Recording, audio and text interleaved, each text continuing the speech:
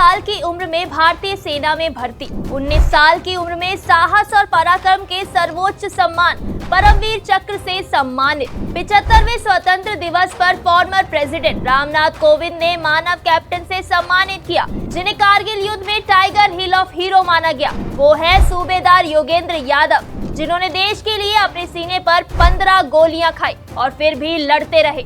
दोस्तों, कारगिल की जंग को कौन भूल सकता है, जब देश की सीमा में घुस आए दुश्मन को खदेड़ने के लिए भारतीय सेना के जाबाजों ने अपनी जान की बाजी लगा दी। 26 जुलाई 1999 को इस जंग में भारत की जीत का ऐलान किया गया और कारगिल की चोटियों पर शान से तिरंगा लहराया गया। वैसे तो कारगिल जंग के कई हीरो रहे, इन्हीं में से एक है परमवीर चक्र विजेता योगेंद्र सिंह यादव, जिन्होंने एक दो नहीं बल्कि 15 गोलियां खाई, लेकिन दुश्मन से लड़ते रहे और टाइगर हिल को फतेह कर लिया। पता है उन्हें हीरो ऑफ टाइगर हिल कहा जाता है। इनकी कहानी कुछ बॉलीवुड फिल्म की तरह है, लेकिन कहानी के सभी पात्र और घटनाएं एकदम सच। बुलंदशहर के सिकंदराबाद के गांव अहीर में 10 मई 1980 को योगेंद्र सिंह यादव का जन्म हुआ था।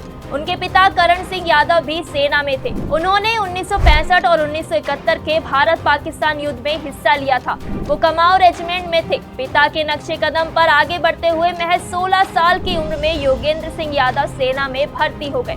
गांव वाले बताते हैं कि जब 1996 में सेना में भर्ती होने की चिट्ठी पहुंची थी तो योगेंद्र की खुशी का ठिकाना नहीं था। फिर 1999 की गर्मियों में जब कारगिल की जंग शुरू हुई, उस समय योगेंद्र यादव ने सेना में अपनी ट्रेनिंग पूरी की थी। 18 ग्रेनेड्स के हिस्से के रूप में उन्हें टाइगर हिल को कब्जाने का जिम्मा सौंपा गया था, जहां पाकिस्तानी सैनिक घुसपैठ करके जम चुके थे। लेकिन सूबेदार जी ने दुश्मन को इतनी बुरी तरह अधपरी हालत में भी खदेड़ा, जो काबिलिए तारीफ है। सीने में 15 गोलियां खाने के बाद भी उन्होंने न सिर्फ अपनी जिम्मेदारी निभाई, बल्कि दुश्मनों के दांत खट्टे करते हुए टाइगर हिल पर तिरंगा फहराया। इस घटना का एक खास हिस्सा ये था कि दुश्मन सेना योगेंद्र सिंह यादव के पास पहुंची तो उन्होंने मरने का नाटक किया, लेकिन जैसे ही पाकिस्तानी लड़ाके सुस्त हुए, योगेंद्र सिंह यादव ने उन पर हमला कर दिया। तब उनके हाथ में जो भी आया वो उससे हमला करने लगे। इस दौरान एक वक्त ऐसा भी आया था जब भारतीय सैनिक भी ये समझने लगे थे कि योगेंद्र शहीद हो चुके हैं। थोड़ी देर बाद जब पाकिस्तानी गोलाबारी की आवाज कम हुई तो योगेंद्र सिंह यादव पहाड़ी से नीचे खिसककर अपनी भारतीय टुकड़ी के पास पहुंच गए।